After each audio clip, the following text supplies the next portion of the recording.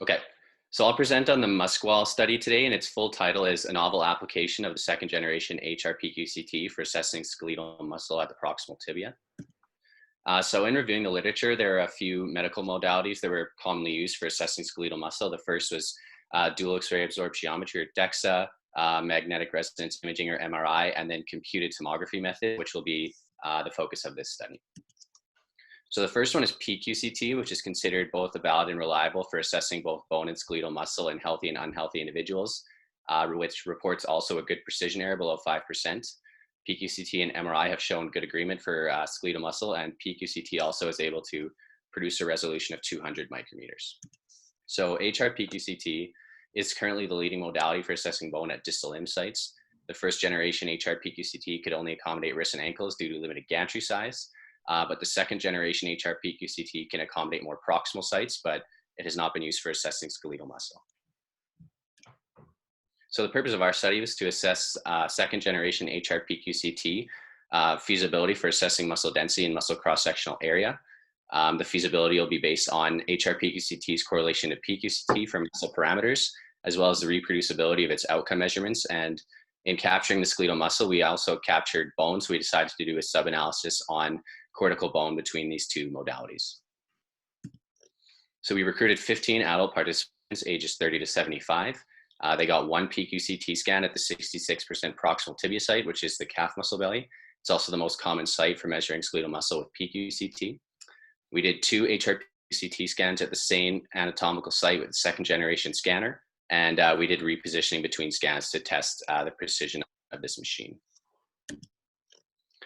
So we did a standard human protocol for pQCT, and our image analysis was according to manufacturer guidelines, software, and previous studies. We graded images based on grades 1 through 5, and we accepted motion of grade 3 and lower.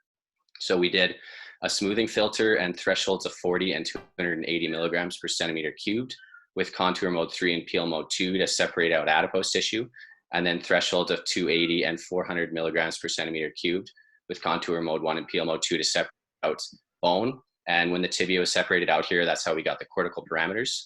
And we computed muscle cross-sectional area with muscle and total bone area minus total bone area. And muscle density was muscle cross-sectional area divided by muscle mass.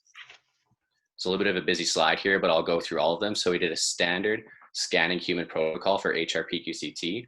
Similar to pQCT, we accepted images of motions grade 3 and lower. We did all our analysis in IPL. And so first we downscaled our images through binning from 60.7 to 182 micrometers, and that would be 168 slices to 55. We did a standard cortical analysis that we use in this lab and other labs use. And our muscle analysis used soft tissue software for the second generation machine, our second generation HR-pQCT machine. We drew an auto contour around the entire limb, which included the skin, and we segmented muscle from the fat, skin, and bones through thresholding and erosion. So muscle density was quantified by converting the linear attenuation coefficients to milligrams of hydroxyapatite per millimeter cubed of the segmented muscle volume. And muscle cross-sectional area was defined for each slice. And we used the slices that overlapped with the pQCT scan region, and that was about 11 slices. So we used Pearson correlations and bland Altman plots to compare HR-pQCT and pQCT for skeletal muscle measurements. We also did Pearson correlations for the HR-pQCT and pQCT cortical bone measurements, and we assessed precision through root mean square coefficient of variation and least significant change. So this first table at the top here is looking at the correlation between pQCT and HR-pQCT for the musculoskeletal parameters. The muscle density, muscle cross-sectional area, and cortical area all produced positive significant correlation. The cortical bone mineral density had a moderately significant correlation, and the cortical thickness did not show this same correlation. So the bottom table here is the precision error of the HR-pQCT musculoskeletal measurements. Muscle density was 3.45 precision error. Cortical area was 2.05%. The muscle cross-sectional area and cortical bone mineral density were each 1% precision error. And lastly, the cortical thickness had a precision error of 6.37%. So these two figures are bland Altman plots. The one on the left is comparing muscle density between the two modalities, and the one on the right is muscle cross-sectional area between the two modalities. And both are showing a systematic bias where pQCT produced higher values for both. And so now the HR-pQCT and pQCT did show the strong correlation for both muscle density and cross-sectional area, but pQCT provided the high values overall. We think the different density may be due to different calibration techniques, but the HR-pQCT did show good precision error, as both skeletal muscle measurements were precision errors below 5%.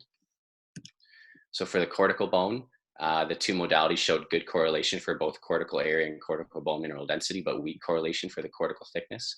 The cortical bone mineral density and area produced good precision error, as they were both below 5%, but the cortical thickness was high, as its precision error was above 5%. So our pQCT skeletal muscle measurements were similar to previous studies. The precision error we reported for cortical density and cortical area were similar to previous studies at the distal tibia. Our HR-pQCT precision error for cortical thickness was higher than reported at the distal tibia, and our HR-pQCT muscle density was much lower than previously reported values.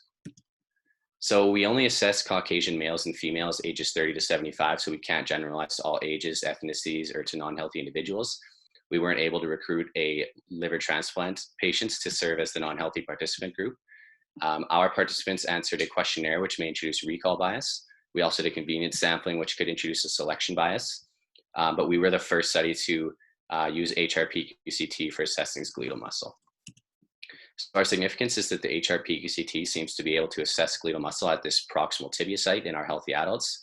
And as future directions, we'll be refining the cortical bone methods, as there were some issues there. We may need to exclude some possible outliers that could have affected the cortical thickness, apply a calibration equation to overcome the HR-pQCT muscle density issue, and we could also repeat the study in non-healthy groups.